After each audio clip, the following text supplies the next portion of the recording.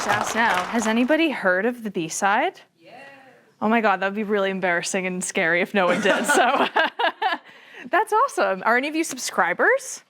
Oh my God, that's so fun. Okay, well, we get started. I'm Emily Schario. I'm the head of content and director of multimedia storytelling for the B-side, which is a weekday newsletter with channels on Instagram and TikTok from Boston Globe Media.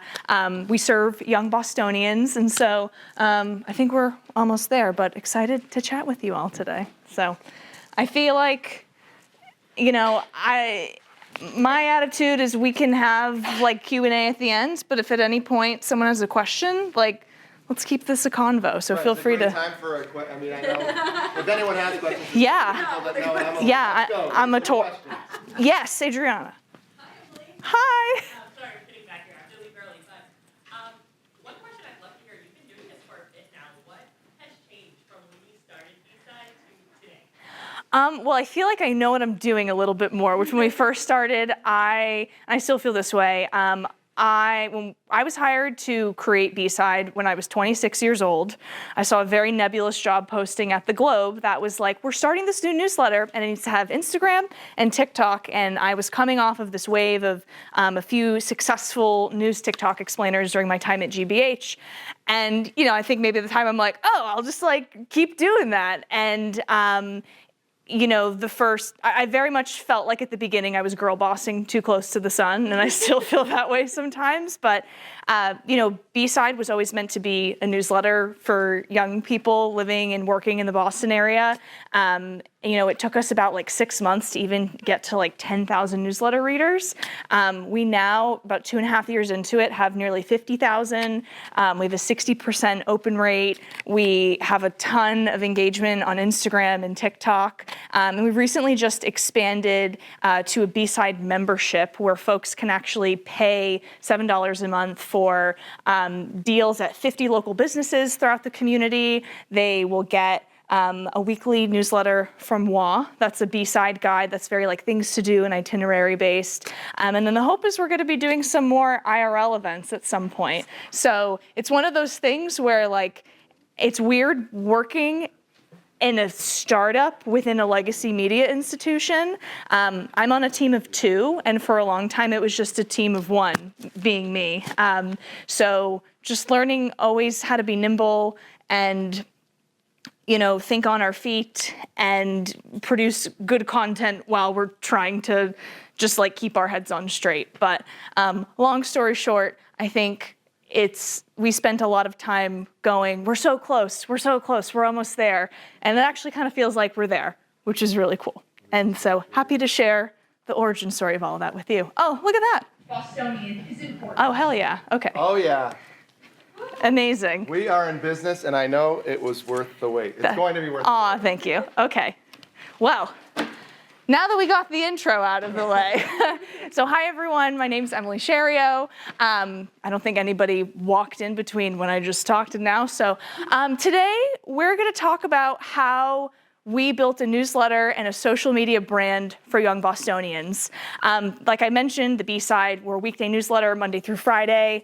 Our target audience when I was hired was how to create a newsletter product that's going to go after folks under 35, which is an audience that the Boston Globe does not interact with on a daily basis. And also, you know, go create some TikToks and go create some vertical videos for Instagram and see what happens. And I could not have imagined that it would be this cool and big. And if I told my 26-year-old self this is what it would look like, I probably wouldn't believe you. So how should I? Oop. Yeah, you can just click. Right here. Amazing. Yeah. Cool. All right. So a little about me. I'm originally from Auburn, Maine, so I'm a New Englander at heart. I came to Massachusetts in 2014, where I was a double major in mediated communication and English at Stonehill College, and I never left Massachusetts since. I love Massachusetts. Fun facts, I ran the Boston Marathon in 2023 and made it my whole personality, like a lot of first-time marathon runners. And Bravo is my Marvel Cinematic Universe. I feel very left out of a lot of celebrity and reality TV gossip. So when Scandival happened, I took it upon myself to power watch all 11 seasons of Vanderpump Rules in like 4 months, and it was awesome. Yeah, you get it. Say what? No, I have to, my list is too long. I'm just caught up on Summer House now. So I also told you a little bit about B-Side. I think this video that we created at the start is, when I look back on it now, this was kind of our promo video that we launched with. I've seen this a million times, and so I think, candidly, get a little cringed out by every time I see it because I'm tired of looking at myself do this silly video.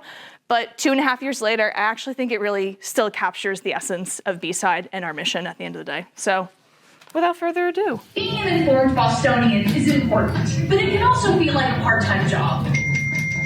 But what if you had a friend who could do the heavy lifting? I'm Emily, and this is Katie, and we're the brains behind the B-Side. You can think of us as your informed Boston friends, helping you make sense of what's happening in your community. It's nice to meet you. Every weekday, we answer your need-to-know questions. Where did I vote early? How long is the tea shut down? Do I have to wear a mask again? But we also answer your want-to-know questions. Is that restaurant on Instagram actually good? What can I do for fun that's free? Don't you do want-to-know loyalty program? At the B-Side, being informed isn't just about what's happening at the State House. It's about living your best Boston life when you leave your house. Or really, apartment. We all know you don't go to this house market. From Boston News to the B-Line to Bennifer. We got you covered! See you on the B-Side. So yeah, that's in a nutshell what we do, but we'll get more into that in a second. But B-Side, I think the origin story of this is really important. So B-Side actually came out of what we call the Globe Hack Day.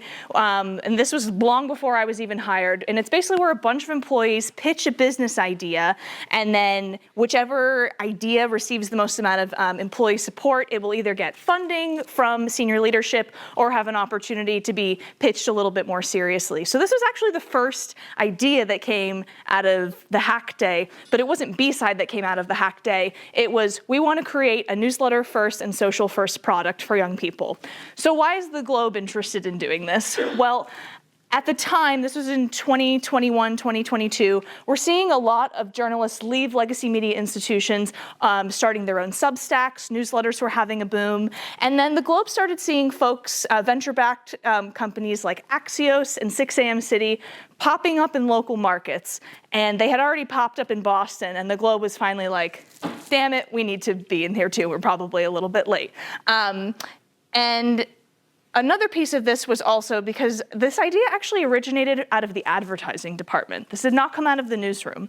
I am a journalist. I follow all the ethical and editorial guidelines that all the Globe newsroom reporters do, but I'm technically housed in the advertising department. It's a very weird situation, but the idea is this product was created with the hope of creating new revenue streams. So that's coming from social media campaigns, from native newsletter ads. We were looking to a lot of companies actually like Morning Brew, who had these really kind of bespoke newsletter ads that's not just like a Google ad that you see popping up on a website. And the ads were written in the voice and tone of the product itself. But I know I have nothing to do with ads. My job was just to create the product at the end of the day. And this isn't, raise your hand if you work for a legacy media institution or have worked for a legacy media institution where somebody in the room has said, we need to go after a younger audience.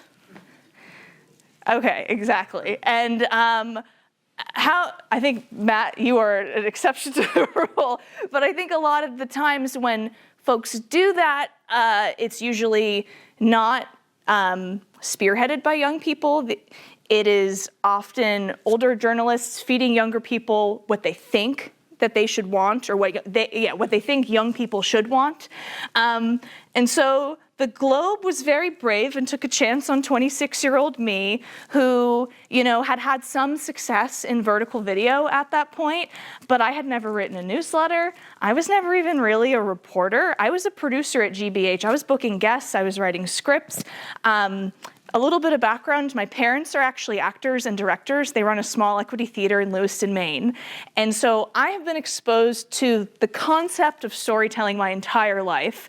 Watching my parents direct actors, be on stage themselves, being around other people who just have like this very deep understanding of how to tell a story. And so my whole life I've been interested, I never wanted to be an actor, be on TV, but in a weird way, I feel like what I'm doing is kind of like an offshoot of that. It certainly is inspired, at least, by my upbringing. So anyway, a lot of media organizations are trying to reach young people, and so the Globe is like, let's give it a real, authentic shot. And so we have to then ask ourselves, how did we get here? And like I mentioned, it's usually when media organizations are trying to create a product, it's either done by older folks who are trying to give young people what they think they want, or it's coming from somewhat of an inauthentic place. And so when we were creating B-Side, I'm going back and forth between two monitors. So when we were creating B-Side, we asked ourselves, like any good entrepreneur, what problems are we trying to solve for at the end of the day? So this was when I was hired, it was the end of 2022.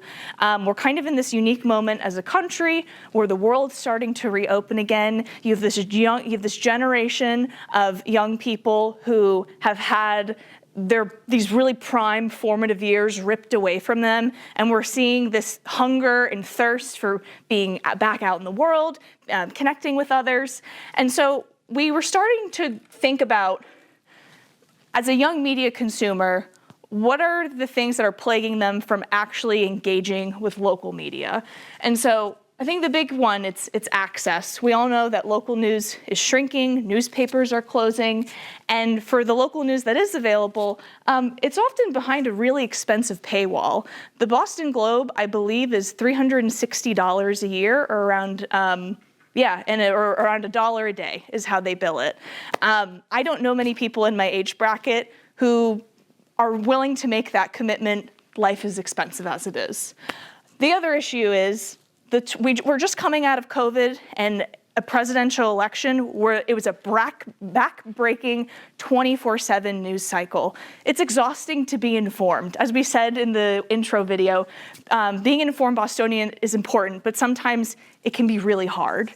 And then the last piece of it is, this is also happening in the moment of an influencer boom, where you're having young people with no journalistic credentials who just kind of get to post freely, and people believe them, whether you like it or not. As we see, Joe Rogan says a lot of stuff, and as journalists, it's like, hey, that's bogus. Well, 1 million people liked that video. And so once we started thinking of these problems, the solutions in our minds became really clear. So for that, to answer all of those questions about when it comes to the paywall, our first thought is, this is going to be a free newsletter.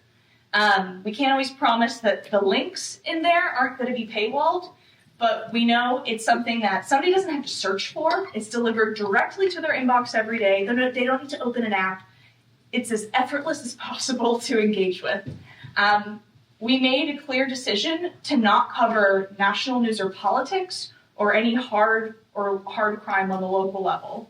There are some exceptions to that rule. Obviously, like when there's a presidential election, we're not just going to not mention that. But that editorially gave us kind of the clear groundwork of, all right, well, as we're putting this product together, we know that we'll never cover anything like that.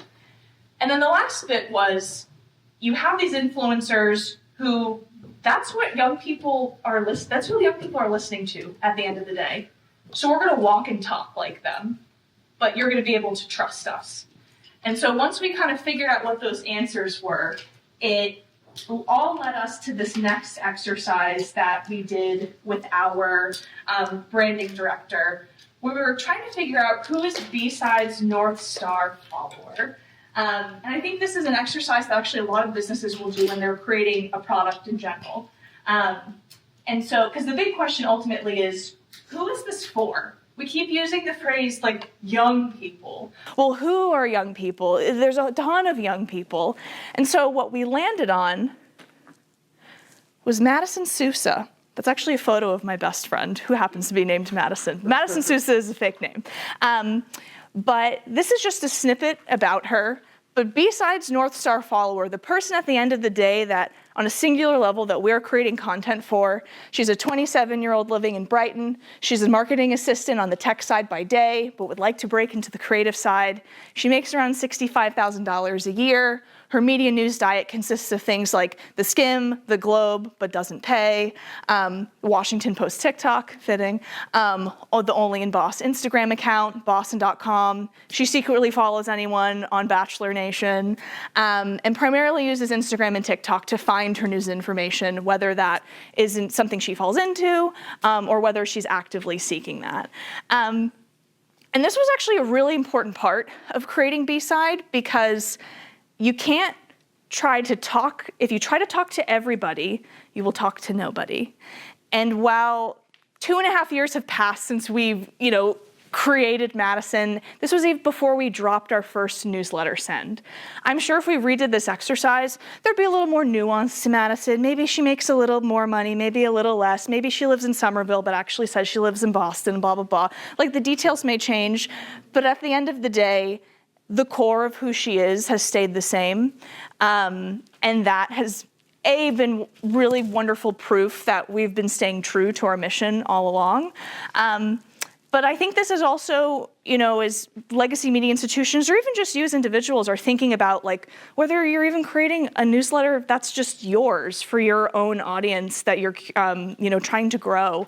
Try to think about exactly who you're talking to. And I think another piece of this is, like, the North Star may change. We created her when we had no information about our audience. If anything, Madison's probably gonna evolve, and she's gonna evolve with you.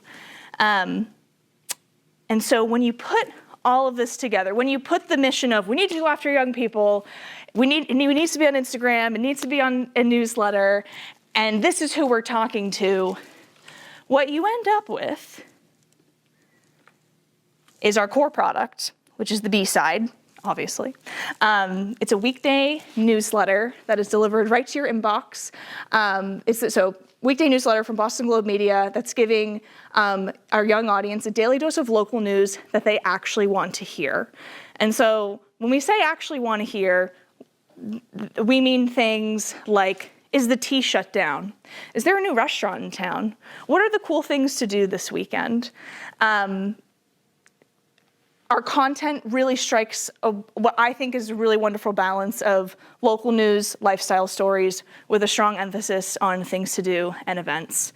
I think, where are my notes on this? The newsletter itself, it has a very breezy, distinct point of view.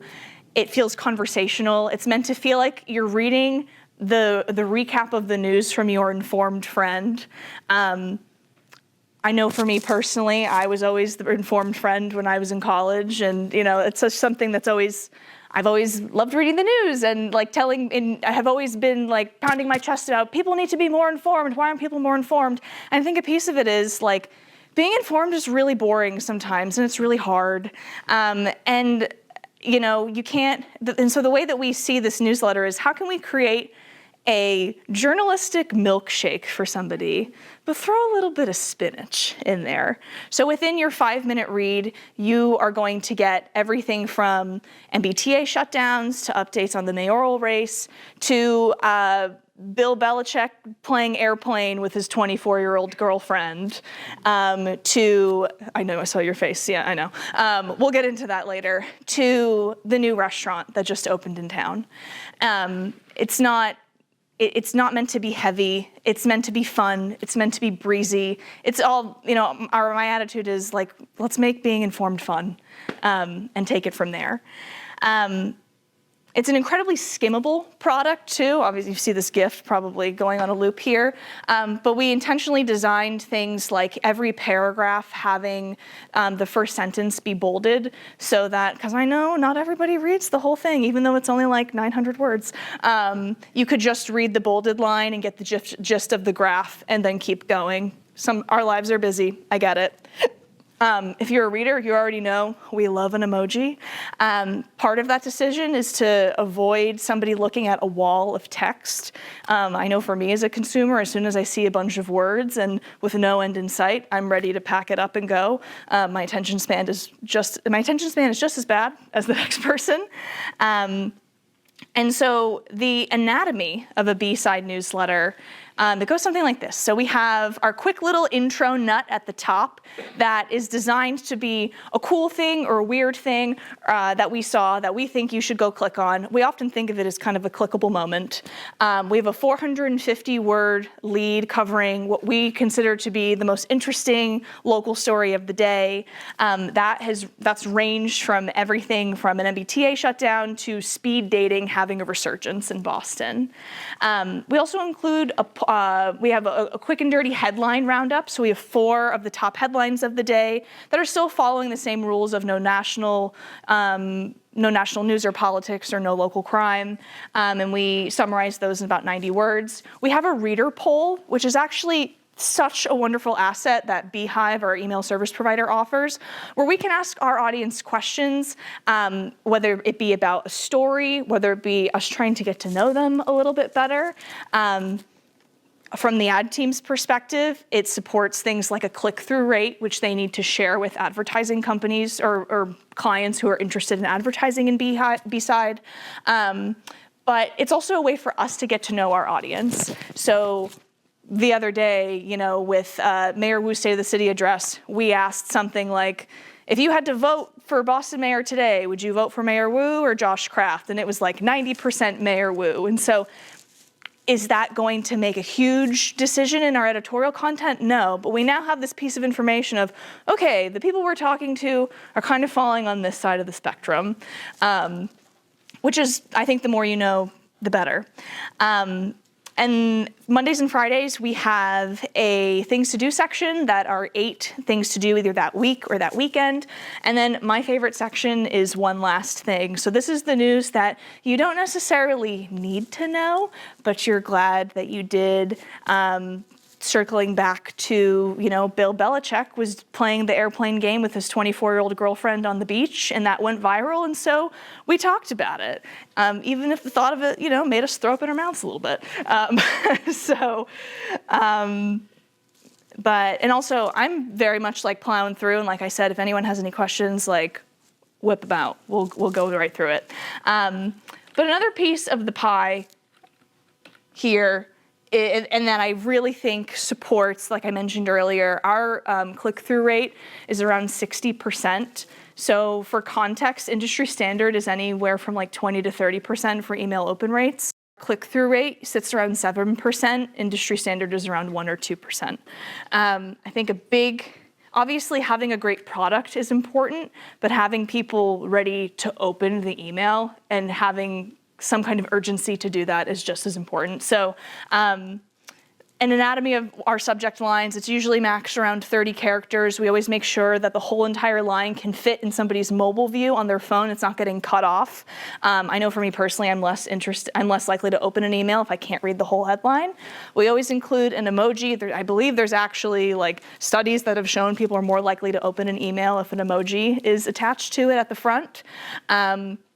And our goal is to always give people a tease about what they're going to read, but have a large enough curiosity gap. So, a good example is new home buying hack, your bestie. That was a story about how a lot of young people are now buying homes together because they can't afford it themselves. But it's like, oh, what do you mean? My best friend, we could buy a house together. Oh, I want to open B-side. At least that's how we are imagining it. This is one of those things where you get to 5 o'clock and you file and you're like, oh man, I forgot to write a subject line, and nothing is coming. It's sometimes the hardest part about writing the newsletter, because in some ways, unless it's really good, sometimes the rest of it almost doesn't matter because nobody opened the door, or fewer people opened the door, rather. But I should say, the newsletter is just half of the story. We also are on Instagram and TikTok.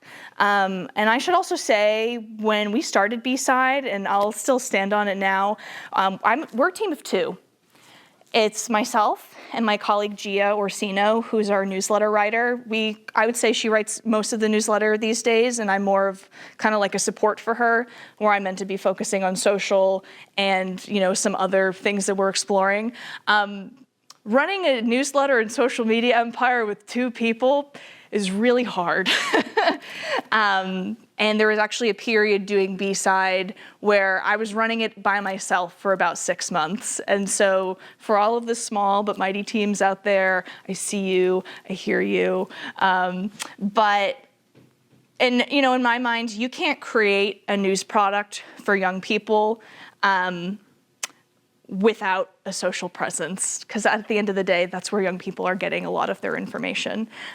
Literally, what's the point?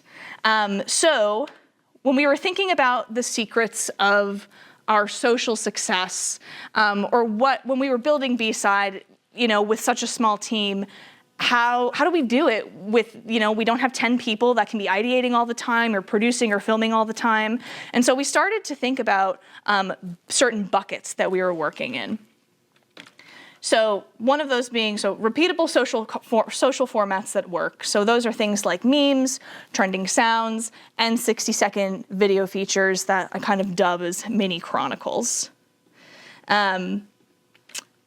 So kind of to take you through some of our static memes that we've created, some of these are meant to be more silly and just a shareable moment, but some of them actually do have, real information that can be useful. So we made, Valentine's Day cards, a whole carousel of Valentine's Day cards. We did a play on the Spotify Wrapped, like every brand did. But another thing that we did was when the World Cup was coming to Boston, we made the whole Victoria David Beckham meme that you probably saw a couple years ago. But all of the important information and like the real, I'm gonna say, journalism lived in the caption. And so the way that we see this is you have to stop somebody in their scroll with something funny, something surprising, and then it creates a moment where they can maybe learn a little bit more about it. If you just give me a headline, like you could totally just make up a mocked up headline that says, breaking, 2026 World Cup is gonna be played, some games are gonna be in Foxborough.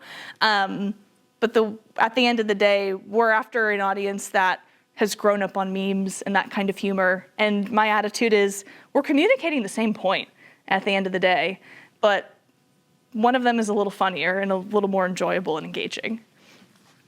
And so a couple other static memes. We used to do things like the, season, enter season in Boston starter pack, what am I trying to say? I'm just gonna say spring in Boston starter pack.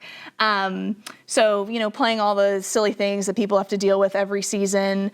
When we were going through all of those MBTA shutdowns to fix all the slow zones, we were able to, capitalize even just on existing memes. Like, I designed this myself in Canva, which took hours, versus this guy that took like 20 minutes, versus the one at the end, which is actually using a lot of that was a part of a larger carousel, kind of counting down the days to spring. And, I have the luxury of using the whole Boston Globe Media photo archive as well. So it was a nice way to highlight some of those shots too.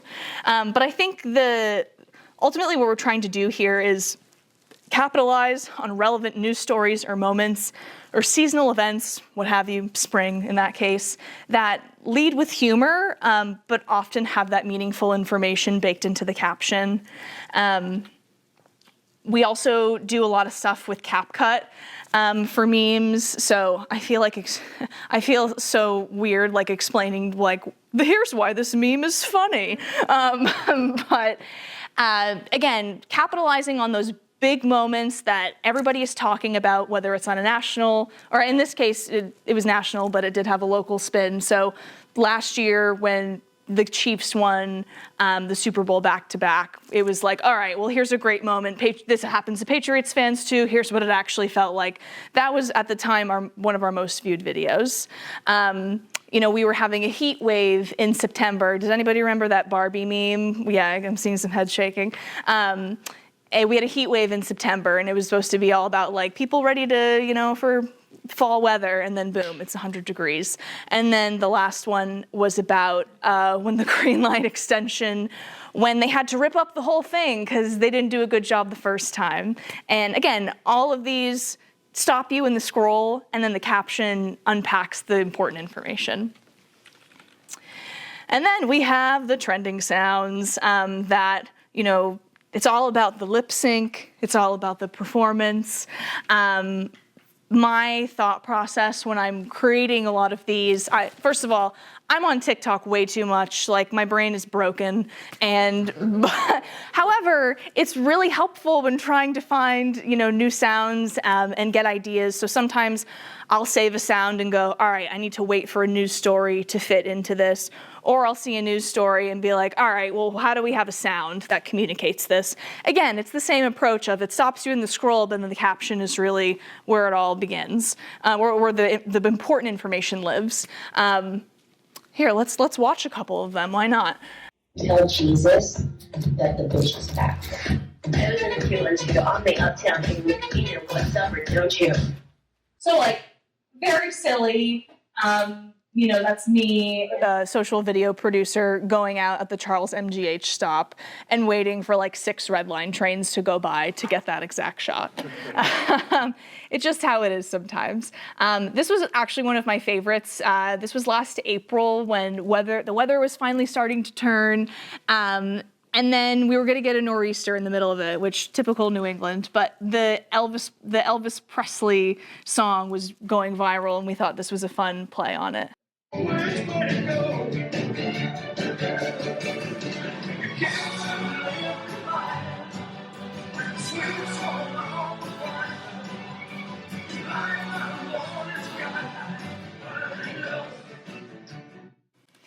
So my colleague Gia was super excited to film that with me. We were sopping wet by the end of that.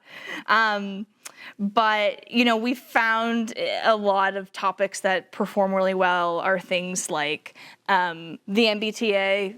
Everybody likes to talk smack about it. Weather in New England. Those are 2 areas where if there's a headline about it, you kind of know, whatever you make is generally going to land. We also have done some trending sounds that have capitalized on things like, when the girl math trend was going around, when the we're girls trend was going around. So we made our own renditions of both of those. And again, a lot of this just has to do with, you have to be chronically online in a lot of ways for this to work. I've shown some of these videos to older reporters, and they're just like, yeah, I don't get it. And I think that's okay, because it's not for them at the end of the day. I think for a legacy media institution whose audience is clearly folks over 50, there, of course, is always fear about, you don't want to alienate the people that, the bread and butter at the end of the day. The people that are paying those expensive subscriptions and are paying your bills. But we're because we're going after somebody so specific, we don't have to worry about, is my 76-year-old dad going to get this joke? But he does get a lot of them, so. And then the other kind of content that we make these are my personal favorites. So I call these little mini chronicles. These are usually highlighting cool things to do or an interesting local story. I started creating these MBTA food crawls that have been a really big performer for us, where I'll spend a couple weeks researching different food spots that you can access to all along an MBTA line. We've done the Green Line extension, we've done the Red Line, we've done the Blue Line. But we've also done more, I'm going to say, reported pieces like this couple sent me an email and were like, hey, we're going to have our dogs be witnesses at our wedding, or we wanted them to be witnesses, but the city of Boston was like, you can't have them be witnesses, but they can still come. Like, do you want to come film it? And I was like, yeah, sure, that actually sounds like a really cute story, which we can watch. So I'll play the first two videos. Your dog can be a witness at your wedding in Boston. Okay, technically state law says you don't need any witnesses, but the city of Boston will let you bring your dog to your wedding ceremony at City Hall. So Marcella Dwork and Stephen Randall did the most millennial thing ever and brought their 2 German shepherds to watch them seal the deal. They legally got married last week ahead of their big wedding celebration in Columbia, and having their fur babies there was a non-negotiable. It's a very special moment for us, and I think that for them it's also going to be a good time. And city officials certainly didn't hate them being there either. Jaxie and Hoppo were on their best behavior during the ceremony and gave no objections. Are you in agreement? Mom's in agreement. I have no husband and wife. You made me surprise. And while they couldn't get their paw prints on the marriage license as witnesses, they still laid one down to mark the occasion. Stamp of approval. Power of approval. Marcella and Stephen, we wish you a happy marriage filled with lots of love and hopefully some extra lip rollers. Did you know your dog can be... A conventional news station may just cover that because it's a good news story. It was feel good. It was kind of fun. But this was just another way to tell it on a different platform. So we got to spend the afternoon with them, and like the day just kind of unfolded, and we got a lot of fun nuggets, finding details of like all of the fur that was all over his suit, seeing all the city officials be obsessed with the dogs, them wearing bow ties. You know, it was just a very cute, feel good story, and that was actually that was a big video for us. Another story that I did last October was about, I think I was seeing it go around a little bit. There's this new boat that's allegedly going to be coming out in May. It is a wakeless electric ferry that's going to ship people up and down the Charles River, and it's called Watahapa. And so the guy who created Watahapa, so the boat itself is still being like fabricated and put together. But I asked him, I'm like, hey, do you have a boat that we could just go up and down the Charles and you can kind of explain it to me? And so me and a producer jumped in a little dinghy, and we're just cruising along the Charles, and got to hear the story about Watahapa and, you know, what that allegedly will look like when it's ready to go. This boat fixed Boston's traffic problem. I don't have anybody honking at me or flipping me off. That's Drew Brawler. He's Noah Kahn's doppelganger and the brains behind Watahapa, a 40-person wakeless electric ferry that will soon ship commuters up and down the Charles River. This whole idea started when Drew was trying to get to a Red Sox game, but the buses weren't showing up and his Uber kept canceling. So he thought, Why is there not a boat that could take us there? and it's honestly a great question because the dock infrastructure already exists. Oh, this was the OG community. But these days, some parts of the Charles are only 17 inches deep, which means you need a shallow draft boat like Watahapa to safely get through. So how does a boat make driving better? Each boat running daily pulls 400 to 640 cars off the river. And it certainly beats sitting in traffic. It's clean air, it's relaxing, it's just a pleasurable experience. You can expect a one-way Watahapa commute from Watertown Square to downtown Boston to take about 50 minutes and hopefully cost less than an Uber. Would you try Watahapa? I get pitch stories all the time. I'll find people doing cool stuff online, and sometimes it's me DMing them and being like, hey, can I follow you around for a day? Sometimes somebody's reaching out, but I think the fun thing about making B-Side is at the end, I'm now 28, like at the end of the day, I'm kind of the target audience in a lot of ways, so I can function as my own gut check sometimes, or at least I can be a start for a gut check, and go, yeah, I think people would be interested. Like, Boston traffic sucks. What about this boat that may or may not come to fruition that can ship people up and down the Charles? Would it even work? I know that young people are always, I hate whatever. People like me are always interested in like learning about new places to eat and things to do. And so how can we package that in a way through something like an MBTA food crawl where it's budget friendly, you're able to utilize public transit and like explore the city in a way that you maybe hadn't thought of before. And so the last format that we've dabbled in. Candidly, I wish I could do more of these, but it usually, since I'm on camera in a lot of them, requires another body, and I don't always have that, is doing man on the street style videos. So these are, I think, two of our, one of them was meant to be kind of in partnership with Love Letters at the Globe, which is the love and advice column. And then the other one was during the Boston Marathon. So we were asking folks what it's actually like training, and as somebody who's run it, there's a lot of really disgusting parts of the training. So I can show both of these. I think these are both quite fun. How are your toenails? Yeah, the first marathon I ran, I lost 8 of 10 throughout the training, but this time I have all of them, so I think I've got the right shoes now. I got 8 room and got 2 bathrooms. And hopefully no more to add on Monday. What is it like when you're like 8 miles into a long run and you have to go to the bathroom? I actually did pee my pants on my first marathon. Yeah, mile 20. I thought about like squatting the pee and the idea of doing that and like not being able to continue running. So I was like, I'm not stopping now. For some people who don't run marathons, what are some of the physical tolls that it takes on your body that they would know? Male runners in particular should be advised to wear Band-Aids on their chest and hopefully little vampire bites on your chest. They're not good. Bursitis, teller tracking disorder, adductor injury, you name it, it's happened to me. I've got MRIs of every part of my body. Would you ever advise somebody on, like, let's say mile 16, if they have to fart, would you advise them to go through with it? Absolutely. You just got to Having a kind of a tent pole to latch on to. So something like the Boston Marathon, we posted this the Sunday before the race, which if you're thinking about the algorithm, if you know there's a big moment coming, whether it's the marathon or the Celtics parade, being one of the first people to post that, I don't want to say it's a guarantee you're going to pop off, but if your content is good, it's almost a guarantee it'll pop off, because when people are searching for that, that's the first thing that's going to pop up. So this was just a nice moment of like having that blend of you have the marathon that is just creating a lot of noise and excitement, and then you have a piece of good content. I believe on TikTok this has almost 1 million views, I think.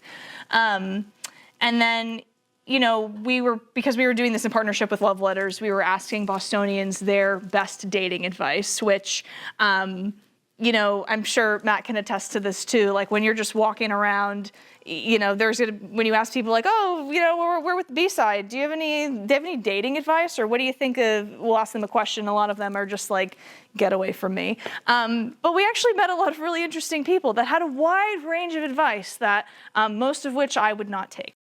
Worst place to take somebody on a first date in Boston. Revere. Why Revere? Really bad experience. Southie, I don't know, it's just a whole. The Grand. I haven't had good times at the Grand, I'm not gonna lie. How long should people wait to move in together? Well, I've been dating my girl for 11 years and we still haven't moved in together. Housing market's crazy. Housing market's crazy. You could be split. Brad, if you were gonna break up with somebody, where would you break up with them? Next to the cemetery, into the next street, because of the sand. You're Boston Hall. Yeah, absolutely. You know, it's beautiful, soften the flow. Wait, where would you break up with them? More than that. Like, if you've been dating someone for a year, you're going to take them to the spot where you first met them to break up with them? What's the best place to cry in Boston? Everywhere. You can cry in restaurants, in places, in the bathroom. I've actually probably cried in, like, many parts of Boston. I'm not picky. See, most screeches are going to be drowned out. If you had to write a love haiku about Boston, what would it be? When the tea abandoned me, I got lost in the rain with you. Just write poetry. What's the worst place to... That's one of my favorites. And, you know, there are videos, like both the 2 man on streets that I just showed you. I think I only spent an hour filming both of those, which I was very lucky. But there are plenty of times where I've done a man on the street video where it's several hours, or you have the opportunity to chat with tons of people, but everyone is so boring and everything that they say is just not, it's not gonna, there's no there. And so, you know, I think something that I've actually carried with me through a lot of my life is a big part of acting, which is something obviously my parents have spent their whole lives doing, is talking and listening. And I think as a reporter, whether you're interviewing somebody for print journalism or you're on TV, actually hearing what the person is saying instead of thinking what you're going to ask for your next question, because those are the moments where when you're actually hearing what they're saying, you go, oh, what about that little nugget you said? Let's dig into that. And I will say the first few times I did this, I used to be a producer at GBH. I had my list of questions out with me and was like, okay, so tell me about this. And what about this? And just kept going through the line. And that was mostly because I was really nervous and didn't know what I was doing. But to me, what makes these videos sing is like you're trying to have an authentic and genuine conversation with these people, letting them feel at ease, kind of disarming them in the moment. And that's where you get like really funny zingers like this. Back to the presentation. How are we doing on time? Do I need to? No, you're good. Rapid fire. I want to save some time to answer questions and things like that. But I think the anatomy of vertical videos, whether they're a man on the street style, whether they're a more produced package, I think the fundamentals, whether you're producing for radio, for TV, for social, are all the same. Like, you want to lead with your best tape. You want to lead with the thing that's going to grab people's attention. I usually will start a lot of videos with a question or a statement that feels like, oh my God, I don't believe that. I need to keep watching to figure, I need to see it to believe it, essentially. If you haven't hooked them in the first 3 seconds, your video doesn't matter, quite honestly, because you're playing slot machines when you're on social or when you're in the For You page. And there's been plenty of videos that I have spent days putting together, and they are duds, and there is nothing more heartbreaking when that happens. And there are days where I spent 20 minutes making that stupid dolphin meme that says, I just want to be part of your symphony, about something about Boston weather, and that got like 200,000 views. And you can never fully know what's going to work, but I think at the end of the day, and we'll get into this later, but like good content is king. So these are some of the lessons that we've learned since launch. I think consuming other creators' content, like especially when you are creating for, I'm essentially creating for myself in a lot of ways. I'm creating content that somebody like me or somebody in my age demo would be interested in. And so I actually go through a lot of my own liked videos or my friends and say, well, what's the stuff that's inspiring you? And that will influence a lot of our editorial decisions. It's also a nice way you see what trends are popping off, CapCut sounds, like how can you insert your own unique point of view into something. Trial and error, what works for your channel may not work for somebody else's, and vice versa. Like Matt was saying earlier, the L's also mean learning. Flops are just as important as viral moments, and just because a video doesn't perform well once, it doesn't mean it doesn't have potential to get better. There's actually a video that I posted on my personal account from 2021, before I even worked at the Globe, and it was about Mount Auburn Cemetery, which if you haven't been, it's a gorgeous landscaped cemetery. I very much think it's a hidden gem. But I made the video over a minute long, and then I had kind of a week at B-side where I really needed to get some content out there and I wasn't able to film. And so I thought, oh, let me just post this video I originally did. And I cut 15 seconds off of the video to make it be around 40 to 50 seconds, and it went viral. And that to me was a moment of, I needed the completion rate to be better. I needed it to be shorter, because there was a point in that video where most people dropped off, and then it wasn't getting the algorithm wasn't pushing it out anymore. And kind of, again, to go back to the point I was mentioning earlier, I think good content is king. We generally try, we have our little social video Bible, but there have been times where I've broken those rules and a video still performs really well. And so I think Matt said it really nicely in his session, but if you are leading with content that you stand on with 10 toes and that you feel proud of, and you think like from soup to nuts, there's all the there is there, like, I think 9 times out of 10, you're gonna see the results that you want. So these are things that have just worked for us when we've been putting together videos or when we're thinking of conceptualizing videos. making sure that the script is conversational. It sounds like you're talking to a friend. Writing for broadcast, that's a skill that I learned while I worked at GBH that I didn't really know how important it would be in my career. But oh my God, making TikToks and having a background in writing for broadcast, it's changed my life. I can't tell you how many times a print journalist has sent me a script that they're working on, and the language is so flowery, and the sentences are so long, and there's all these kind of indefinite clauses hanging everywhere. Like you need to write how somebody would actually talk to you. Of course, leading with a strong hook is key. You've probably heard that a million times at this conference, getting to the point. I think for us, I always try to keep our videos under 60 seconds. That mostly comes from kind of an engagement rate piece of it. And the reality is I'm the only person creating social video, and I'm often pulled in a lot of different directions. I'm writing the newsletter sometimes, I'm working on membership sometimes, I'm managing our newsletter writer. And so I don't necessarily always get to exist in like flow states that I'd like to. And there certainly is pressure. We only post probably about twice a week on average. We definitely experience a little bit of pressure of we only go up to the plate twice every week. We want to make sure that it's going to be a hit. And so these are not hard and fast rules, but they're helpful frameworks for us so that we just know, all right, it needs to be under 60 seconds. We need to have a strong hook and question at the top. We're going to lead with humor and crack some jokes in there. Have it be visually interesting. If I see another video of just like a pan shot, like 20 different pan shots, no one wants to see that. I want to see zoom ins. I want to see like somebody following the camera. Like you really need to think of yourself like how any good photographer on TV would. And at the end of the day, like people are going to social to be entertained. So entertain them. Don't be boring. Like they're going to swipe. Have fun with it. Lead with humor. To me, that's always a safe bet. And a couple other things for like assembling the post. This is a hot take and candidly something that even the folks within the globe are not in agreement on sometimes. To me, social content should always be native. It's not about driving somebody off the platform. You should never make a video content with the hopes that it's going to convert somebody to be a newspaper subscriber. People are on an app because they want to stay there.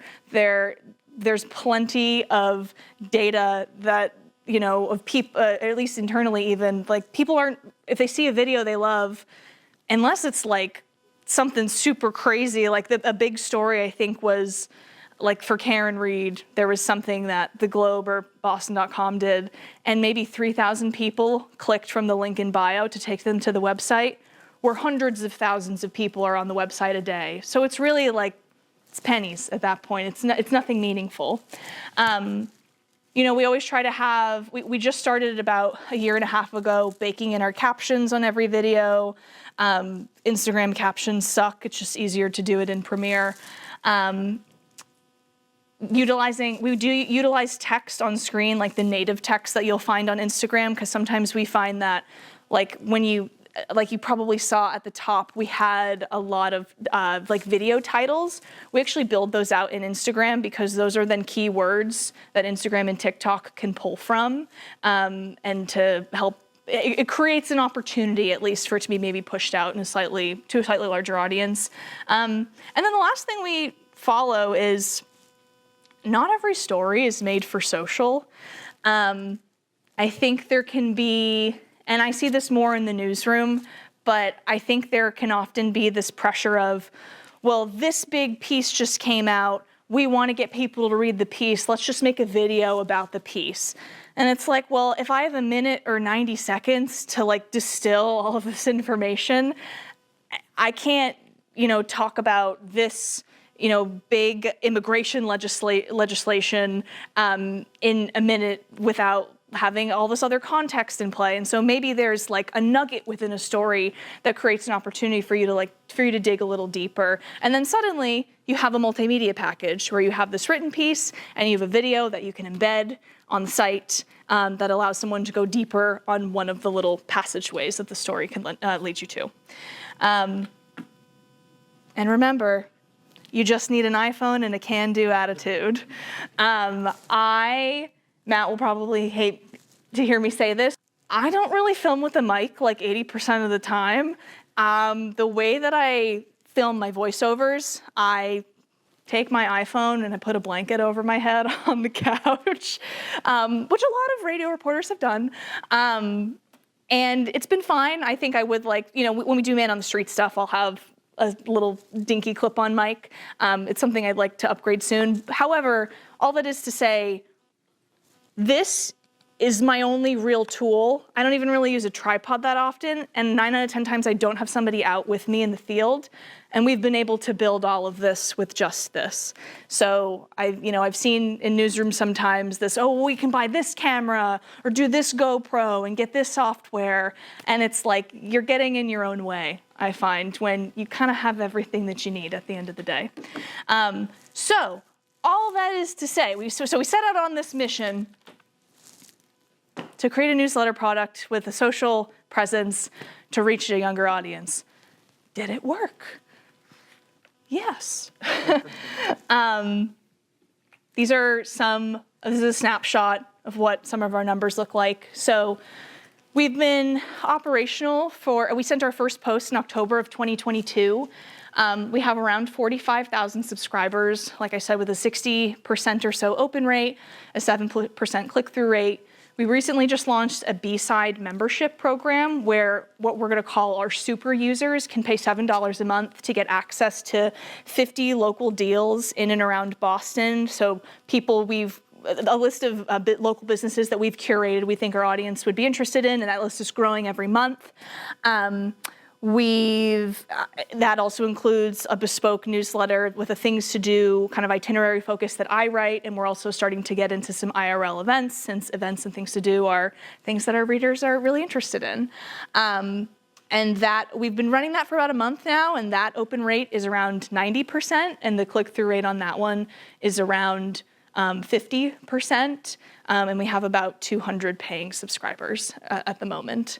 On Instagram, we have around 46,000 followers with an average of a 10% engagement rate. I've been told industry standard, or what's considered like solid, is anywhere from like 1 to 3 or 4%. And then TikTok, we've around 35,000 followers, an 8% engagement rate. It's kind of similar industry standards apply. Obviously, this is kind of all relative too. There's probably a lot of other accounts that have way bigger numbers than this, but this is also, let me put it this way, we've been operational for about 2 years.